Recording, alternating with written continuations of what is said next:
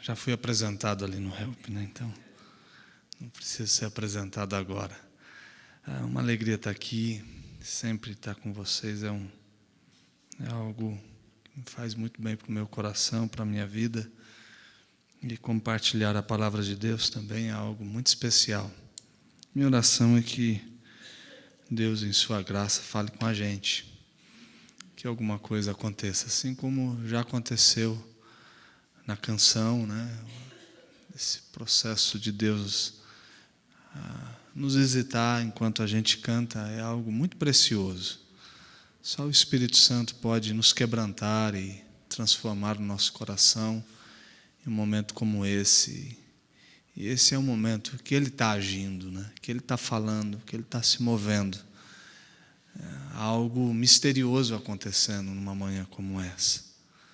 E isso é muito importante sempre trazer à memória. Existe um mistério de Deus que a gente não consegue entender, nem medir, nem saber como está agindo, mas essa certeza a gente tem.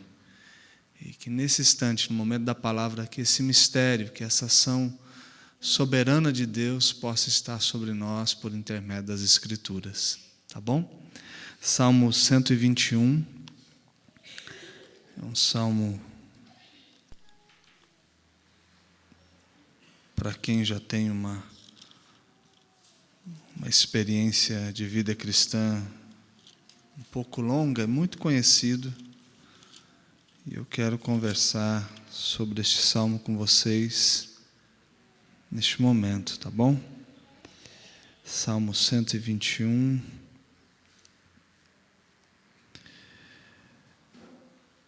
Primeiro verso até o verso 8. Se puder providenciar uma água, eu agradeço, tá bom?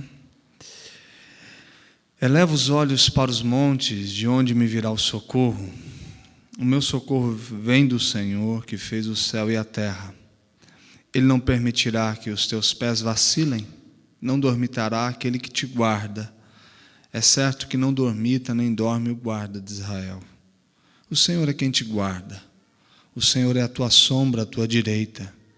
De dia não te molestará o sol, nem de noite a lua. O Senhor te guardará de todo mal, guardará a tua alma. O Senhor guardará a tua saída e a tua entrada, desde agora e para sempre. Amém. Senhor, fala conosco através da tua palavra, a gente crê nela como a fonte de vida, de direção, de tudo aquilo que a gente precisa. A gente acredita naquilo que o Senhor disse, que ao nos reunirmos e abrirmos a palavra, sem um profundo conhecimento humano, mas na certeza que o teu Espírito agiria através de vasos de barro, o Senhor falaria conosco. E a gente está fazendo isso sempre, porque foi o Senhor que disse que assim que aconteceria. Então, nesta manhã, a gente olha novamente para o texto, baseado no que o Senhor nos falou, e na esperança que o Senhor fale com a gente, e que eu não conheço como está a vida de cada pessoa aqui, a vida dos meus irmãos, mas o Senhor conhece, o Senhor tem uma palavra ao coração deles, e que isso aconteça em nome do Senhor Jesus. Amém.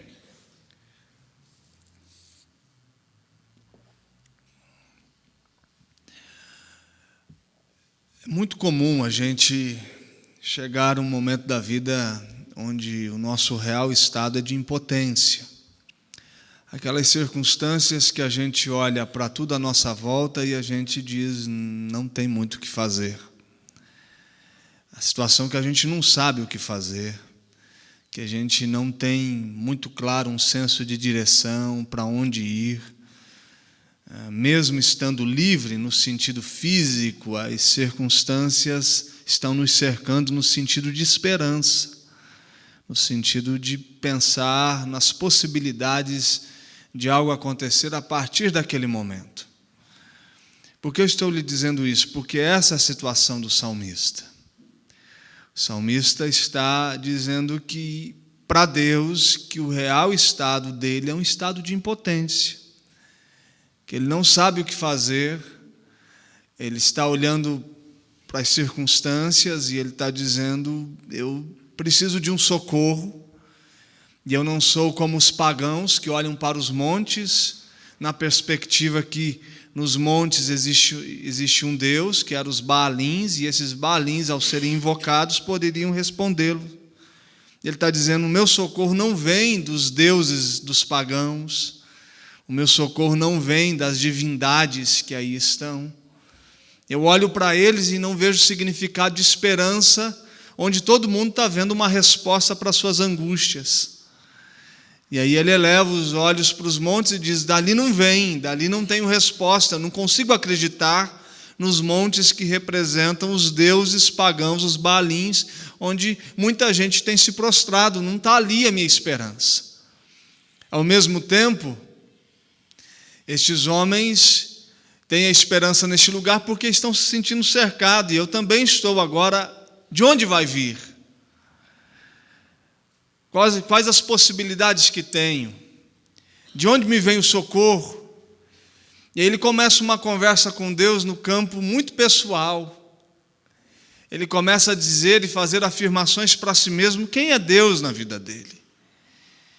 E ele começa não a falar dos problemas que ele está vivendo, da situação que está lhe cercando, mas ele começa a fazer afirmações sobre Deus: quem é, como ele age, de que forma ele pode agir na história humana. Interessante que os salmos nunca são uma construção teológica, eles representam uma construção psicológica, ou seja, é uma expressão da alma de quem escreve, do ser, do coração. E ele começa a dizer isso para si mesmo, mas ele começa a fazer afirmações da sua alma, da sua esperança, do que pode acontecer. E aí, para a gente, vem essa pergunta, né? Para que serve Deus na minha vida? Será que é para trazer sobre nós esse alívio religioso, onde a gente, num processo sistemático e permanente de uma rotina semanal, passar por aqui para aliviar a nossa culpa diante das demandas e das respostas que a gente não tem na vida? Ou Deus está aí? Ou a gente pode contar com Ele? Será que Ele invade de fato as nossas histórias, os nossos dramas, as nossas aflições? Será que esse Deus extremamente presente e sentido numa manhã como essa pode ser encontrado na segunda pela manhã na esquina? Será que Deus está invadindo o nosso trabalho e vendo os nossos dilemas, os nossos problemas e o nosso estresse na segunda pela manhã, na terça-feira? Será que Deus está se relacionando com essa relação conflitante entre você e seu filho? A falta de entendimento e das perspectivas desse garoto, desse adolescente? Será que Deus está nessa relação? Será que Deus senta na nossa mesa para tomar uma refeição no sentido de presença e não no sentido literal, mas Deus faz parte da construção da nossa família? Será que Deus habita na sala da nossa casa? Será que Deus invade o nosso quarto? Será que quando a gente fala com Deus, de fato existe um ser ouvindo a gente? Ou são palavras jogadas ao vento, sem sentido, e elas se perdem no espaço? Ou será que existe um ser que está ouvindo a gente? A nossa oração de fato tem sentido?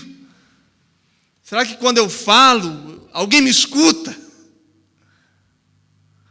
Ou isso é simplesmente para a gente ficar fazendo construções teológicas, afirmações, e alguns serem reconhecidos pela sua mente genial de falar sobre Ele? Será que Ele está aí para que as pessoas fiquem falando sobre Ele e, através de falar sobre Ele, são tidas como geniais no campo religioso? O salmista vai dizer que não, que toda a história faz sentido nele, por meio dele e para Ele. Ele traz Deus para si. para a sua rotina, para o seu dia, para a sua angústia e para as situações de impotência que a gente vive. Deus chega perto do salmista, Deus se apresenta, e ele começa a dizer para Deus mesmo quem é Deus. Interessante isso. É você olhar nos olhos de Deus e começar a dizer para Ele quem Ele é, para você. O Senhor é isso. Então o Senhor não pode negar a si mesmo, e não negando a si mesmo, o Senhor tem que fazer alguma coisa. Porque se o Senhor é isso e não sendo o que você afirma ser e o que eu acredito que é, se o Senhor não agir, de certa forma, não faz sentido essa relação. E ele começa a gritar por socorro. E que tipo de socorro? Ele está dizendo que Deus realiza nas nossas vidas. É um socorro moral. Quando ele fala, Ele não permitirá que os teus pés vacilem. Ele não vai deixar você cair na estrada escorregadia e pecaminosa da vida. Ele não permitirá que os processos de escândalo e destruição consigam abater a sua jornada e a sua caminhada. O salmista reconhece essa incapacidade da gente ficar de pé, baseado nas forças do nosso tornozelo, do nosso joelho. Ele está dizendo, sem Deus você cai. Sem Deus sua família desaba. Sem Deus você se corrompe. Sem Deus sua história está perdida. Sem Deus a vergonha é certa. Sem Deus você não chega no fim da linha. A estrada diária da vida é extremamente tentadora e pecaminosa. Ele não permitirá que os teus pés vacilem diante da mulher tentadora que insiste diariamente em tirar você de casa. Ele não permitirá que os teus pés vacilem diante de um coração que se inclina para o dinheiro e está disposto a tê-lo, pagando um alto preço na consciência e na alma. Ele vai gerar consciência responsável diante das decisões da vida. Ele vai sustentar os seus pés quando eles se escorregarem diante das circunstâncias diárias. Você não vai cair. Mas não é porque você é bom moralmente, você tem fortes convicções na alma e você consegue negar qualquer situação que venha sobre a sua vida. Não, é porque Ele não permite que os pés dos seus escorreguem. Dietrich Bonhoeffer, um teólogo alemão, num livro chamado Tentação, ele diz que cair em tentação é o resultado de uma ausência de Deus na vida. Ou seja, a gente cai quando Deus se retira. Um outro diz que cair em tentação é uma declaração de ateísmo. Ou seja, a gente consuma o fato, porque a gente olha para o universo e diz, Deus não existe, porque Deus não existe, eu faço o que eu quero.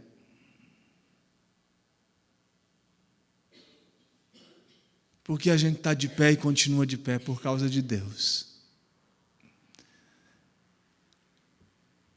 A consciência religiosa começa a dizer que a gente não cai porque a gente ficou bom demais.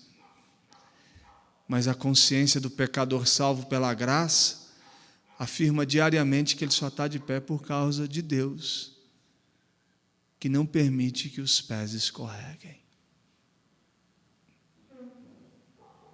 Que o coração não se incline, que a vida não se deixa levar. Mas ele está falando também de um socorro psicológico. Quando ele fala, Ele guardará a tua alma.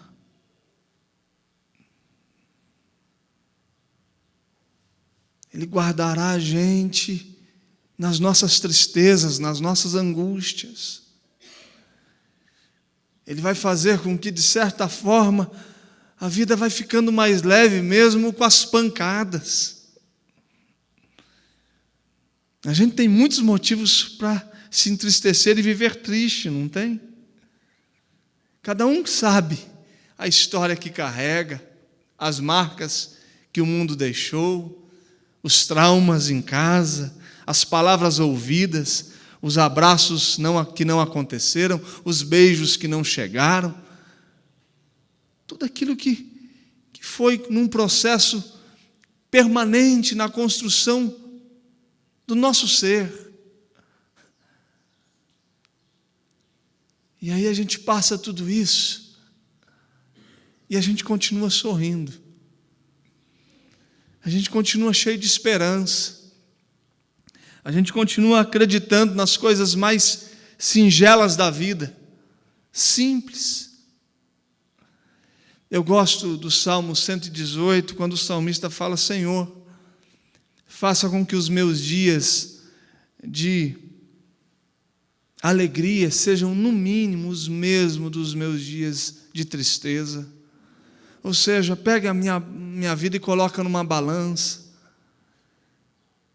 E se eu tive dias difíceis, que eles não sejam maiores que os meus dias alegres no Senhor. Vai alegrando os meus dias à medida que a tristeza também chega. Guarda a minha alma. Enquanto a gente sepulta os pais, me dá a alegria de ter o filho. Enquanto eu perco a família, me dá a alegria da comunidade. Mas vai alegrando. Não permita que a minha alma não seja guardada por ti. Ele guardará a tua alma. Aquilo que te atemoriza hoje, que você diz o seguinte: se isso acontecer, eu não sei o que farei. Fica tranquilo, porque Ele guarda a alma da gente. E guardar a alma não é um processo anestésico para a dor, ou seja, nunca mais a gente vai dizer está doendo, porque Ele guarda a alma da gente, não. É um mistério da consolação, da visitação de Deus, do toque gracioso de Deus, da esperança divina que renasce, ao cheiro das águas. É isso que ele diz de Jó, que a esperança para a árvore cortada, porque ao cheiro das águas ela voltará a ter esperança, a vida chegará. Mas ele também fala de um socorro para a vida. Quando ele diz: o Senhor guardará a tua entrada e a tua saída. É um socorro para o dia, para a vida, para uma semana que se inicia, para uma história que começa. A gente não sabe os perigos da vida. A gente sai de casa, parece que é tudo tão normal, na certeza que a gente volta. Quem garante essa saída de casa e essa chegada de casa? Você deixa o seu filho na universidade, na escola, na certeza que às 5 da tarde, ou ao meio-dia, ou no final do dia, ele chega, ele volta. Quem garante? Quem garante que ao sair de casa nesta manhã, às 7h30, eu estaria aqui às 9h30? Uma simples convicção que parece que é um processo automático, como coisa que nem um perigo tem, 140 quilômetros de estrada. Eu saio de casa como se já estivesse aqui, sem a mínima impossibilidade nem de um pneu furar, porque eu saio cronometrado, eu saio de casa na certeza que são 2 horas, e são 2 horas, mas se um pneu furar, eu não saio nessa esperança, ou nessa incerteza das coisas não acontecerem do jeito que eu entendo que deve acontecer. Agora, quem guarda a entrada e a saída da gente? Quem guarda esse menino quando ele está distante dos seus olhos? Quem garante que você sai e volta? Você acha que é você que tem essa capacidade de produzir a permanência da sua vida? Você acha que é você que consegue, diante de todo esse cuidado materno e paterno, preservar a vida desses meninos? Você acha que é você que consegue garantir que saindo no horário de casa e voltando você vai chegar em casa? Você não consegue ter a percepção de nenhum perigo à sua volta? De um mundo que pode estar conspirando contra você? De um trânsito que conspira contra você? De um físico que conspira contra você? Ele guardará a tua entrada e a tua saída. O socorro de Deus é para o meu dia. Eu começo e termino a semana, porque Ele guarda a entrada e a saída. Agora, por que eu devo esperar, então, o socorro de Deus? Porque Ele não dorme. O salmista vai dizer, Ele não dormitará. Eu espero socorro porque Ele não fecha os olhos. Não tem feriado, não tem domingo para Deus. Não tem feriado prolongado, não tem noite. Ele não dormitará. Ele não chega na eternidade nem um dia e diz ali para o Miguel, para o Gabriel, dizendo, pô, estou extremamente cansado, tem uma rede no meu quarto, eu vou tirar um cochilo, porque a galera lá embaixo está dando trabalho demais. Está insuportável o jeito irresponsável que eles estão vivendo a vida. Não, Ele não dorme. Está com os olhos abertos. E os olhos do Senhor estão em todos os lugares. Pelo contrário, Ele permite a gente repousar. Porque quando eu descanso, Ele trabalha. E Ele dá os seus enquanto dorme. Ou seja, o meu descanso produz um movimento divino me abençoando. Eu gosto daquela canção que diz, é meu, somente meu, todo o trabalho. E o seu trabalho é descansar em mim. É dele. É Ele que trabalha. É Ele que não dorme. É Ele que não tira férias. Está aí.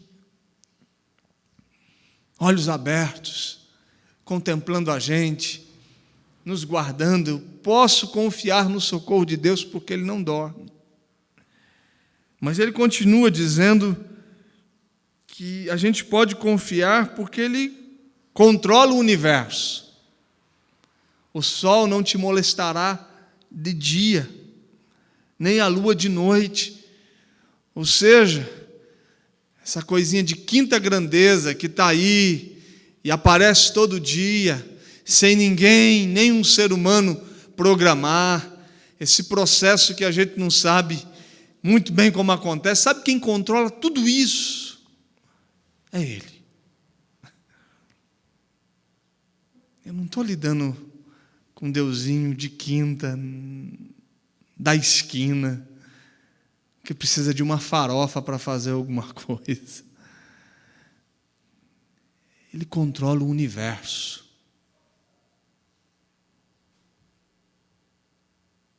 O sol chega por intermédio dele e a lua chega. Tudo está nas mãos dele.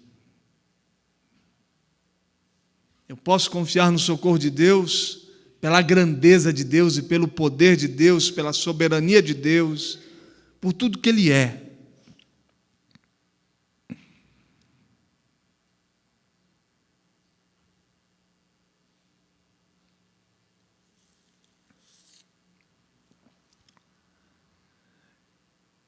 Eu gosto quando o salmista dá essa perspectiva de um Deus soberano e grande. Parece que quanto mais soberano a gente percebe Deus, parece que mais distante Ele pode ficar da gente, não é?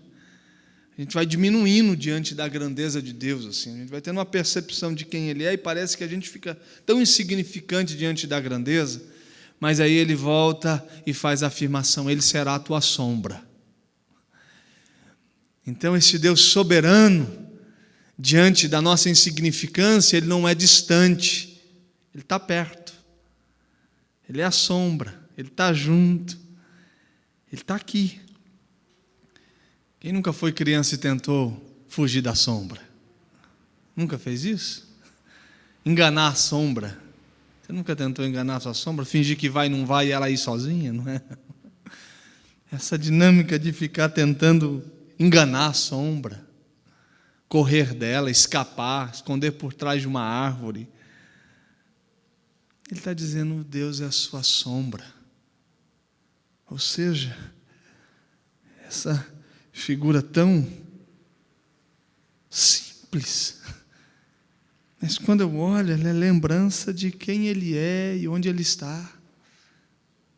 A minha sombra é para dizer para a minha consciência que Ele é alguém perto, alguém junto, alguém que está ao lado, alguém que eu não consigo enganar, que os meus movimentos não fazem com que Ele seja dispersado. Ele está aí. E para a gente orar, como que eu recebo esse socorro de Deus, então? Primeiro, olhando na direção certa. Os meus olhos, elevo os meus olhos para os montes de onde me vem o socorro. O meu socorro vem do Senhor. Eu recebo esse socorro de Deus para a minha vida quando eu olho na direção correta. Eu passo a olhar para Ele. Eu não fico mais com a dúvida no olhar. Eu não sou mais distraído pela impotência que possuo, pelas incertezas e insegurança da vida. Eu olho para Ele. Eu recebo esse socorro quando eu tenho o sentimento certo. Ele está dizendo: vem. Ele não está dizendo que um dia veio, que um dia virá. Ele está dizendo: chegou. É agora, é presente. O meu socorro vem do Senhor. Não é uma possibilidade, não há uma dúvida na afirmação, mas o sentimento é de fé, dizendo que a presença do Senhor diante da impotência da vida chegou. Eu olho na direção certa com o sentimento certo. E quando o socorro de Deus começa para a gente? Começa agora. Desde agora. E quando termina? Não acaba. Para sempre. Eu olho na direção certa, com o sentimento certo, com o tempo ideal. O socorro de Deus começa agora, nesta manhã, nesse exato momento. E quando vai acabar? Não. Para sempre. Sendo socorrido por Deus, sendo guardado por Ele, sendo segurado por Ele nos pés que deslizam na estrada escorregadia e pecaminosa da vida. E a gente começa a vida e termina a vida sendo socorrido por Ele e guardado por Ele. Amém? Coloque-se em pé.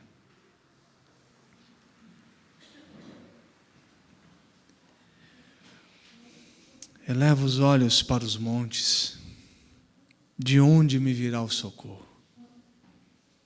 O meu socorro vem do Senhor que fez o céu e a terra. Ele não permitirá que os teus pés vacilem. Não dormitará aquele que te guarda. É certo que não dormita nem dorme o guarda de Israel. O Senhor é quem te guarda. O Senhor é a tua sombra à tua direita. De dia não te molestará o sol, nem de noite a lua. O Senhor te guardará de todo mal. O Senhor te guardará de todo mal. o Senhor te guardará de todo mal, guardará a tua alma, guardará a tua alma. O Senhor guardará a tua saída e a tua entrada, desde agora e para sempre. Desde agora e para sempre. Amém? Feche seus olhos, a gente vai cantar e depois eu quero orar com você e por você. Que você possa deixar com que esta palavra continue a falar em seu coração através do Espírito de Deus. E que você possa fazer a sua oração enquanto cantamos e tirar esse momento para pedir o socorro de Deus para determinada área da sua vida, onde você precisa do socorro de Deus. Diga a Ele neste momento. Amém.